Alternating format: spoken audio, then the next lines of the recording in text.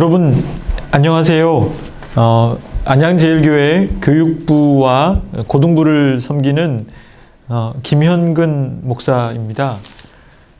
이번에 제가 여러분들과 함께 이 마가복음 강해를 시작하게 되는데요.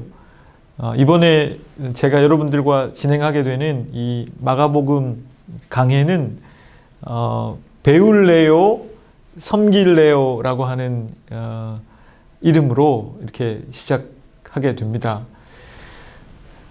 배울래요 섬길래요가 뭔지 오늘 첫 시간이기 때문에 조금 말씀드리고 오늘의 마가복음 1장 1절로 들어갈 텐데요. 배울래요 섬길래요는 교회 학교 교사를 위해서 마가복음을 강해하는 시간입니다. 그런데 이제 일반적인 예배 시간에 하는 설교가 아니기 때문에 제가 조금 더 편안하게 성경을 강의하듯이 좀 이렇게 하려고 하고요.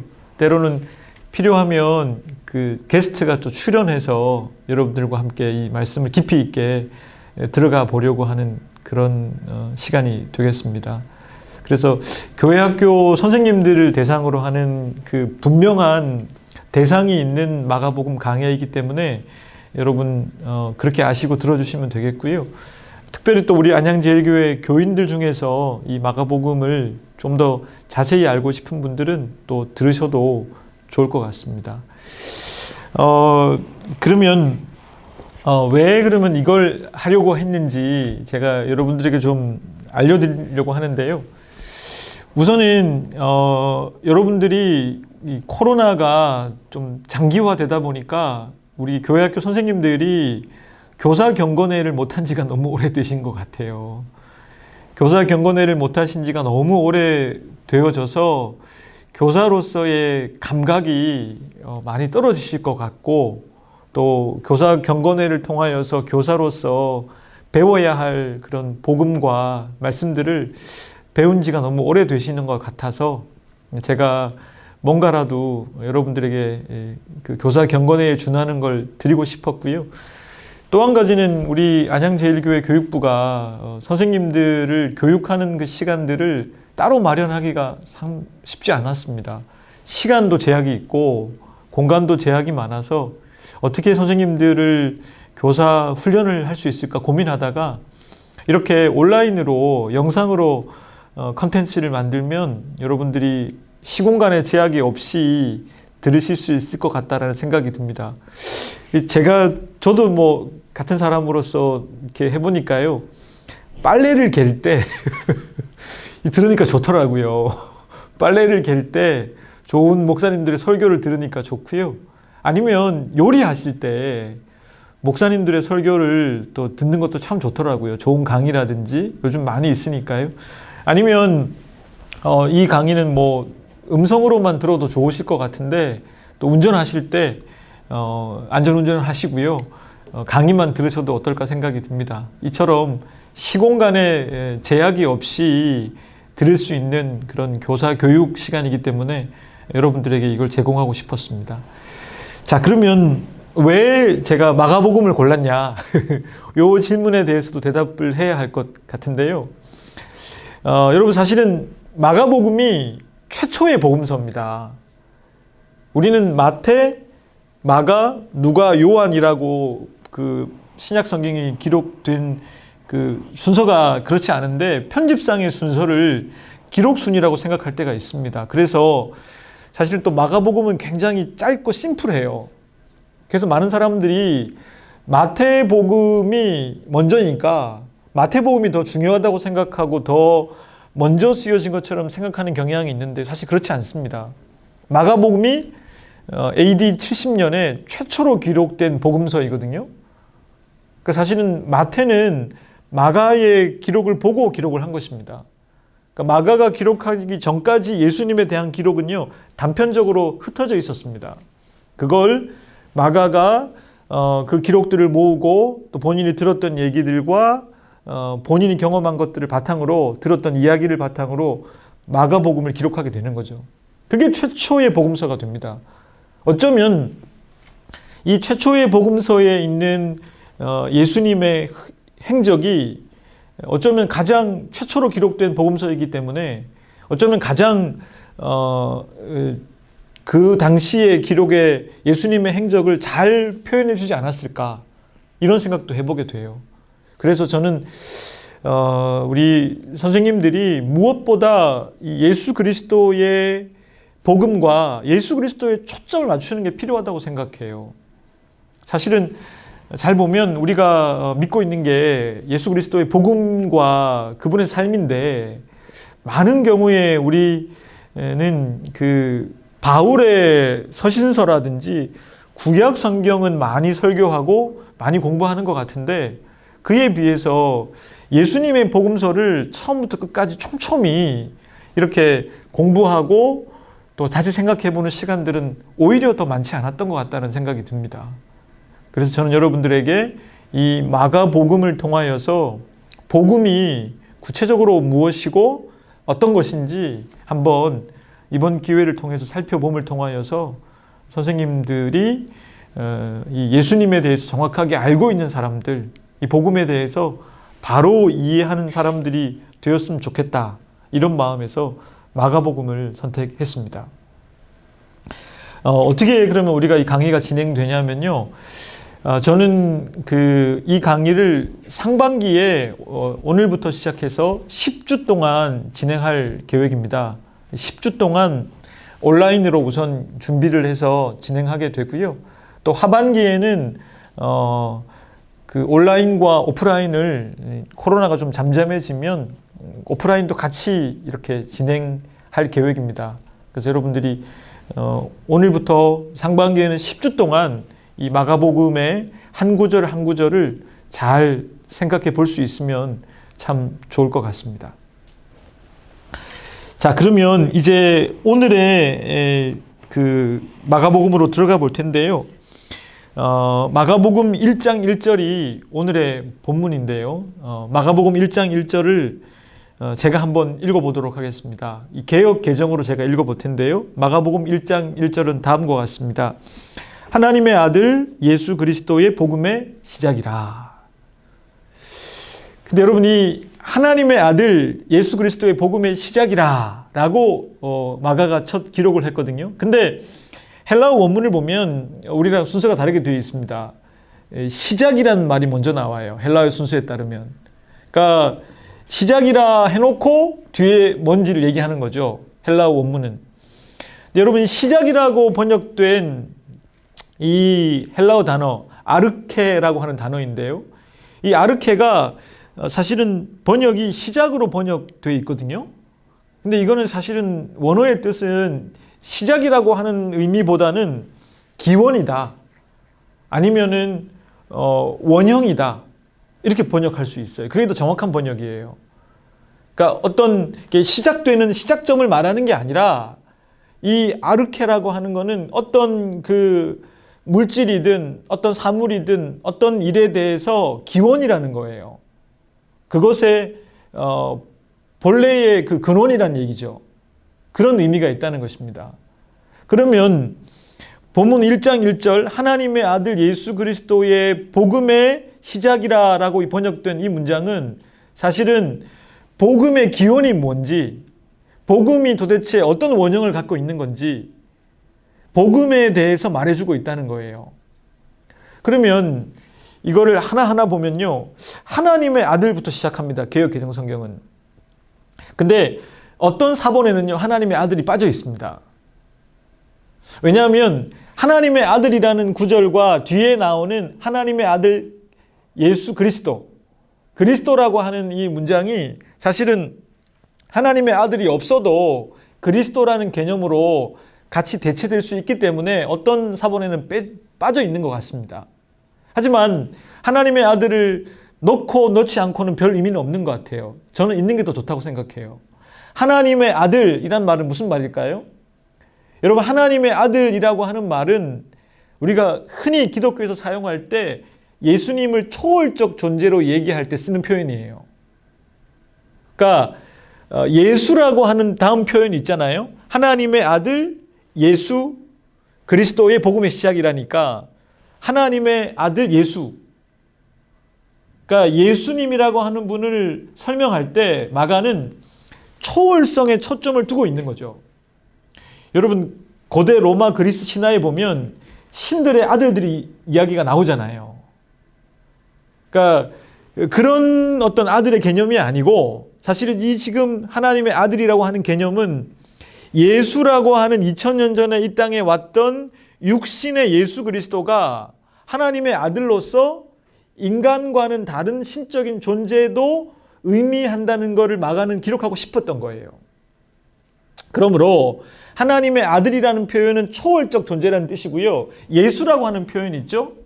이 예수라는 거는 하나님의 아들이 육신을 입고 이 땅에 오셨으니까 우리와 함께 하고 있는 그런 분이신 거죠. 초월적 존재가 아니라는 거예요. 초월적 존재일 뿐만 아니라 예수님은 사실은 인간으로 오신 분이기 때문에 인간 예수에 초점을 맞추고 있는 표현이에요. 여러분, 우리가 믿는 건 뭡니까? 철저하게 예수님, 그 2000년 전에 육신을 입고 이 땅에 오신 예수님의 그 공생애의 삶도 우리가 본받아야 할 인간으로서의 모델이잖아요. 뿐만 아니라 그분이 하나님의 아들이신 것을 믿는 거잖아요. 신성과 그분의 인성이 동시에 갈 수밖에 없는 것이지 않습니까? 그러니까 복음의 근원은 뭐냐? 하나님의 아들로서 초월적 존재이신 그분이 우리를 구원하기 위해서 인간이 되었고, 그 하나님의 아들 예수가 그리스도라고 하는 게 복음의 본질이고 원형이란 얘기죠. 기원이란 얘기예요. 그리스도는 무슨 뜻인가요? 여러분, 그리스도는요, 사실은 기름 부음을 받았다는 뜻이에요. 헬라어로. 근데 이건 사실은 무슨 뜻이냐면 메시아라는 뜻입니다. 구원자라는 얘기죠. 그러면 인간이 구원이 필요로 한 존재라는 게 숨어 있는 거죠. 그 말 속에. 그러면 초월적 존재이신 그분이 인간이 되신 사건, 예수가, 하나님의 아들이신 예수가 우리의 구원자라고 하는 것을 믿는 게 그분의 이야기가 바로 복음의 기원이라는 거예요.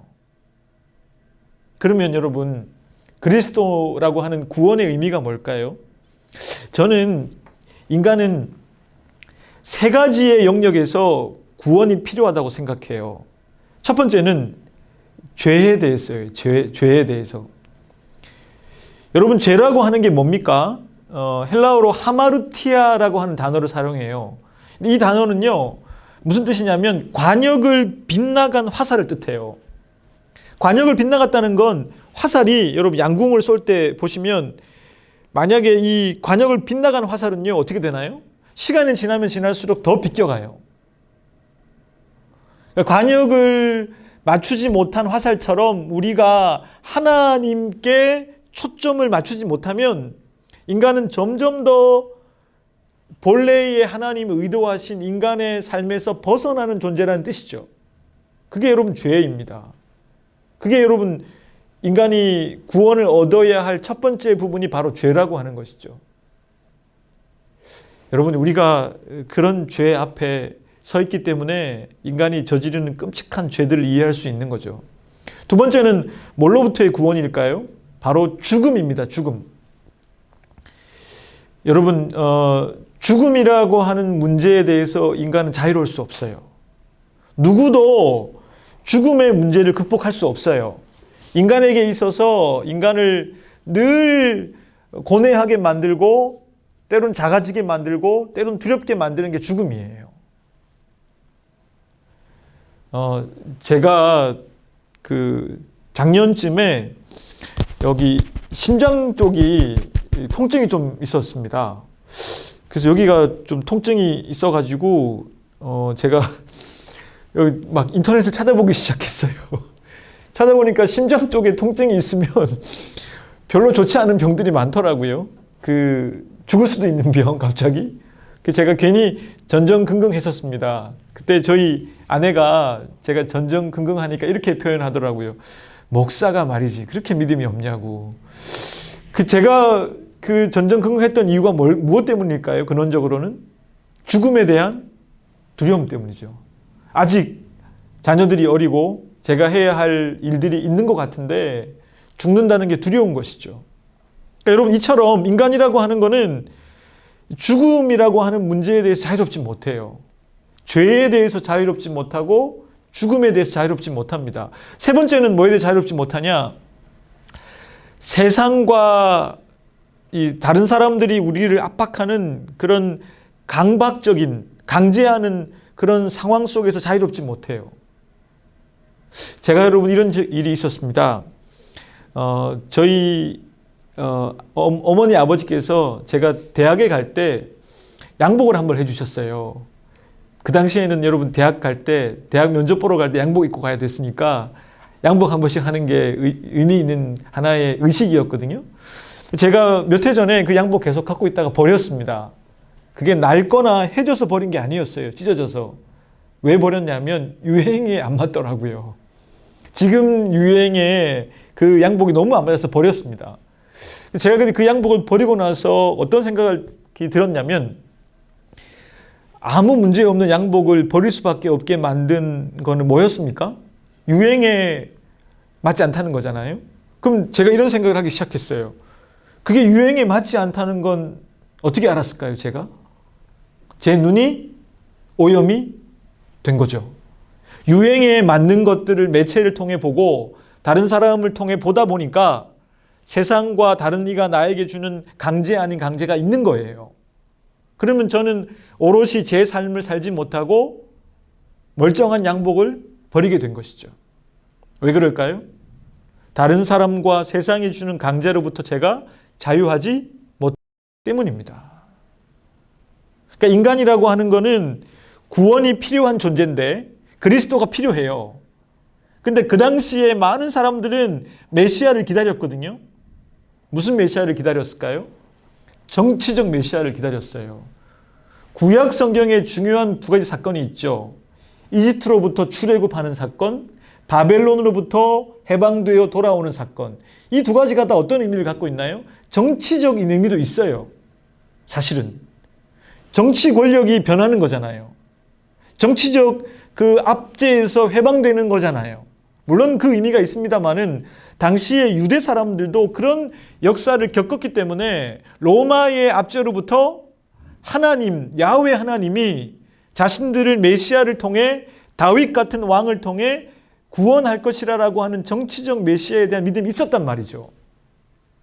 하지만 하나님의 아들이신 초월적 존재이신 그 하나님의 아들 인간이었던 예수님이 우리의 구원자가 되셨던 것은 사실은 정치적 메시아랑 관계가 없는 일이죠. 그분은 그런 목적으로 오신 게 아니라 제가 말씀드린 인간의 죄성, 하마르티아, 죽음에 대해서 극복하지 못하는 인간의 한계, 그리고 세상의 강제와 다른 사람의 강제와 시선으로부터 자유롭지 못한 우리의 영혼을 구원하기 위해서 오신 분이라는 거죠. 여러분, 뒤에 나와 있는 문장, 복음의 시작이라. 여러분, 이 복음이 뭘까요? 오늘 사실 중요한 단어는 복음입니다.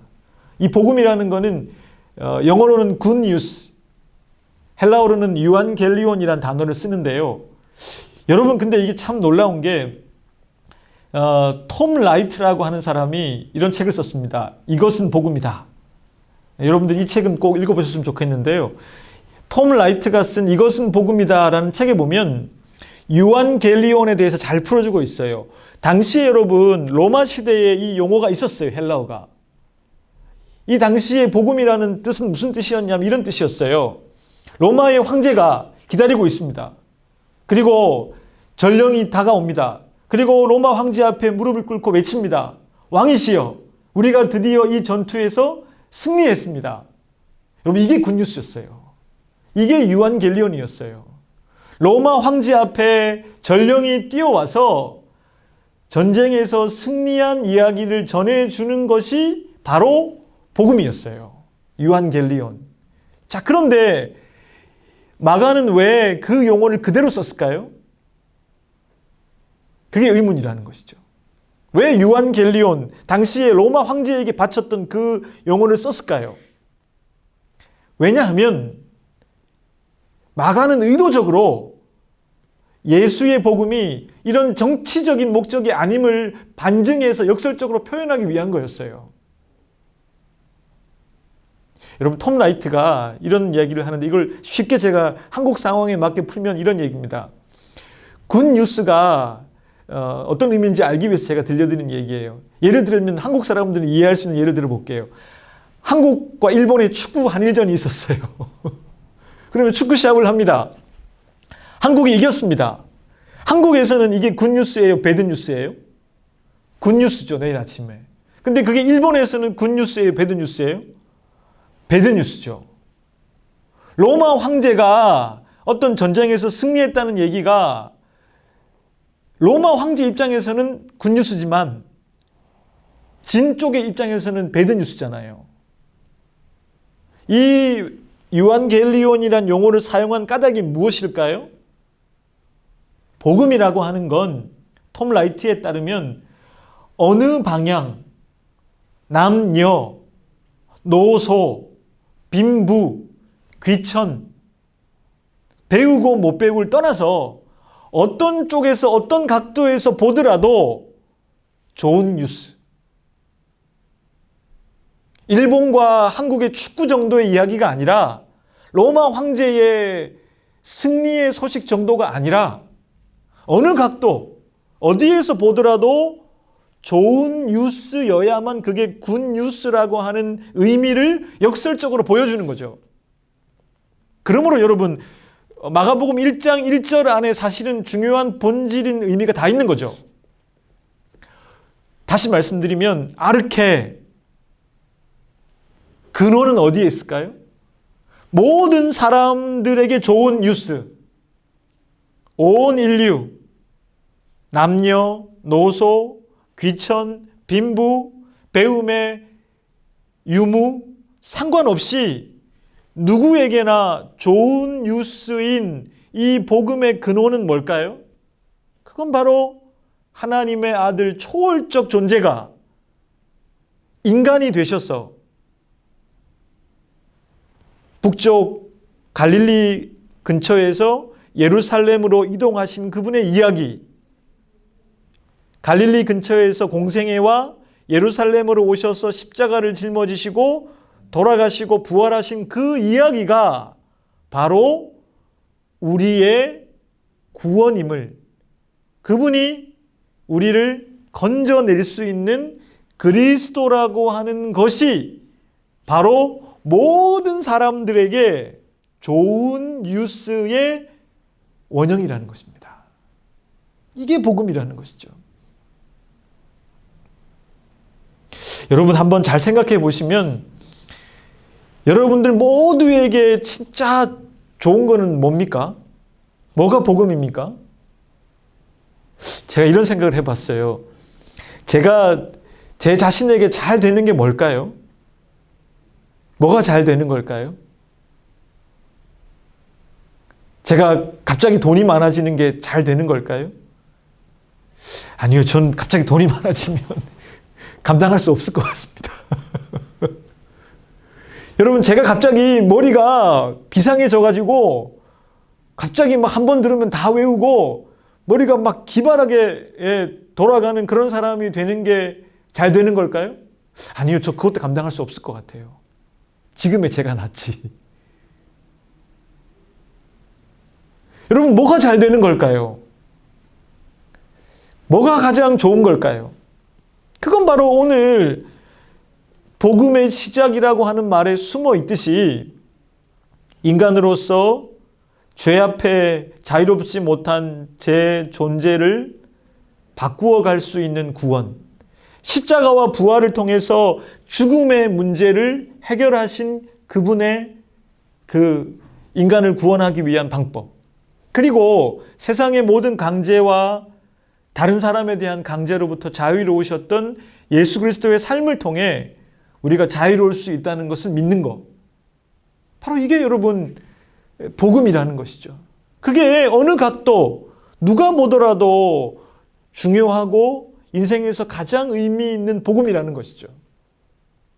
바로 그걸 위해 예수께서 이 땅에 오셨고 지금 마가복음은 그 이야기를 하겠다는 거예요.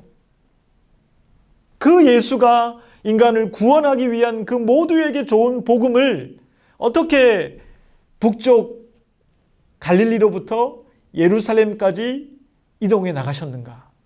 사건으로 보자면 어떤 사건들을 공생애를 통해 펼치시고 십자가를 지시고 부활까지 가셨는가? 그걸 말하고자 하는 게 지금 붓을 든 마가의 의도였다고 하는 것입니다. 사랑하는 여러분, 우리 교회 학교를 왜 이렇게 우리가 열심히 교회 학교를 만들어서 다음 세대인 자녀들을 우리가 훈련하고 또 함께 배우고 있습니까? 다른 이유가 없습니다. 어린 자녀들의 인생에서 우리 교육부에 속한 어린 자녀들이 잘 되기를 바라잖아요, 우리가.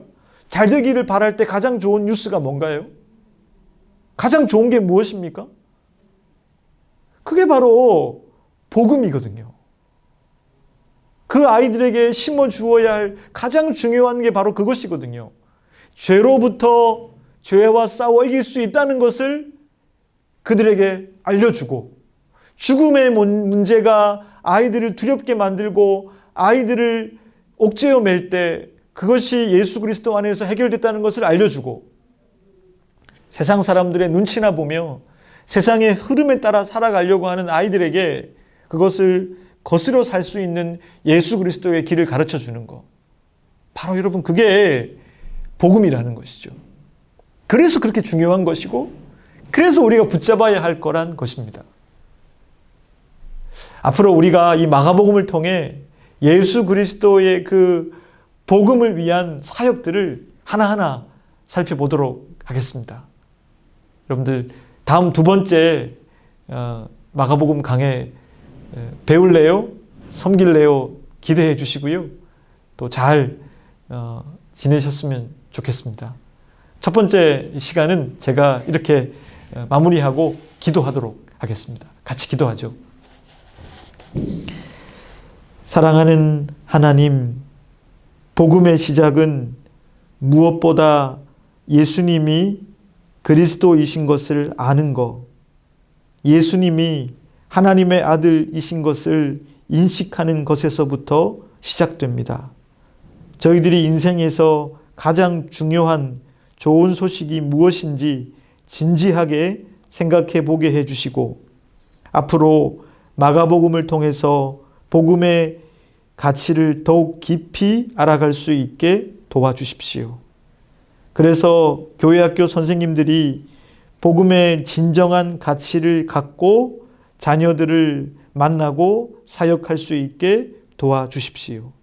안양제일교회 교육부 안에 이 복음의 가치와 의미가 더하여지게 해 주십시오. 예수 그리스도의 이름으로 기도드립니다.